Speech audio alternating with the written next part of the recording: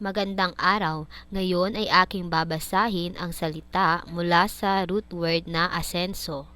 Unang panlapi, umasenso, umasenso, umaasenso, aasenso. Umasenso ka na ba sa pagtitinda ng isda? Umasenso siya noon dahil sa kanyang maliit na negosyo. Umaasenso ang mga taong matyaga sa pagtatrabaho. Siguradong aasenso ka kapag nagkapagtapos ka ng pag-aaral. Pangalawang panlapi, magpaasenso, nagpaasenso, nagpapaasenso, magpapaasenso. Magpaasenso ka ng iyong kamag-anak.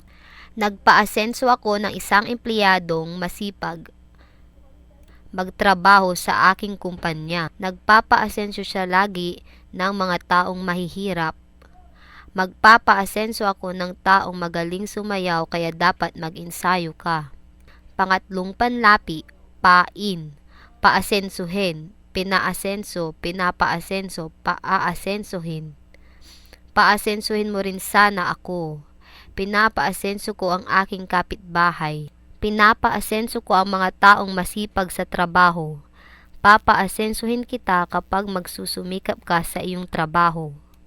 Pang-apat na panlapi, makapagpaasenso, nakapagpaasenso, nakakapagpaasenso, makakapagpaasenso. Kung makapagpaasenso ka ng 5 tao, bilib ako sa iyo.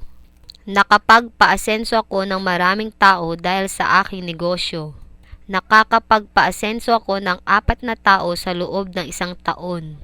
Makakapagpaasenso ka ng iyong kamag-anak kapag ibinahagi mo sa kanila ang kaalaman mo sa negosyo. Pang-5 panlapi, mapaasenso, napaasenso, napapaasenso, mapapaasenso.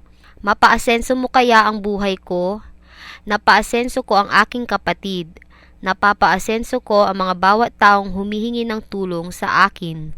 Mapapaasenso mo lang ang taong iyan kapag nakapagtapos siya sa pag-aaral.